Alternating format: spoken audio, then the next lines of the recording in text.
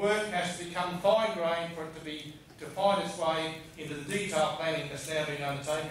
And of course, I'm going to say this a number of times, that region that you're looking at there is the largest planning region. Anyone's trying to do a regional plan in the world. I mean, Holland would fit into that a number of times. The issue is 83% of that region is freehold title. 83% is freehold.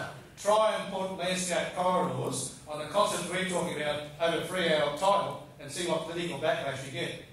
So it's softly softened. Sorry, main roads people, but I would consider this is not the type of corridor that we're looking for. It does portray the animals that we've lost, you know, in that habitat severance or that cultural landscape. But we've got to get to a bit better than that. So let me look at the roadmap to finish up. We need to establish a landscape corridor working group, which has been done recently. We need to define the type of range of landscape corridors we're dealing with, and it's not just biodiversity. And we need to confirm those values that we're trying to protect. I mean, that's really the issue here. We need more work done on the regional landscape framework, more work done on the values, and this is ongoing research. So in lots of cases here, the planning that's been done in South East Queensland is practice ahead of theory. Practice ahead of theory. So, a lot of work that could be done. Now, as Edgar said, you can't do this work in a vacuum, you can't do it in an ivory tower, you can't do it in a laboratory. You need a good dose of stakeholder consultation here because 83% of this region is freehold. It's owned by private landowners. We then need to bring all that together, and we propose to do that at the end of this year in the way of a regional landscape forum. So any of you from this region, keep your eyes and ears close to the ground. We'll be having that landscape forum to flesh out these issues. We then need to flesh out the current policy, broad as though it is in the current regional plan. That needs more flesh on those bones.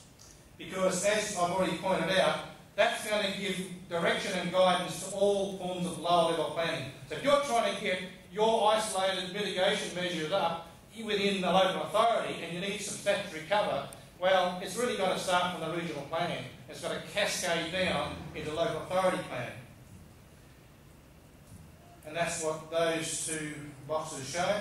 But the issue here is, are we dealing with multiple purpose corridors? Are we dealing with single purpose corridors? Because when the landscape is fragmented, when 83% is freehold title, and when there's virtually not much left to play with, it'd be great if it was a clean sheet of paper, but it ain't.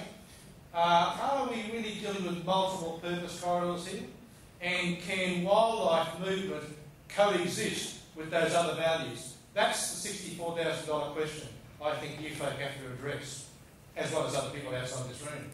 Because that's where we're going to start to now put on the ground those forms of trials. Recreation trails are now being produced, constructed.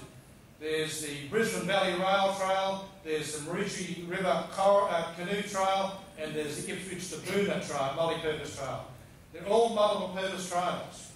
So within that mix, I would argue that your local scale wildlife barrier mitigation measures need to fit and coexist. So I'll leave you, I think, with that message. Thank you very much.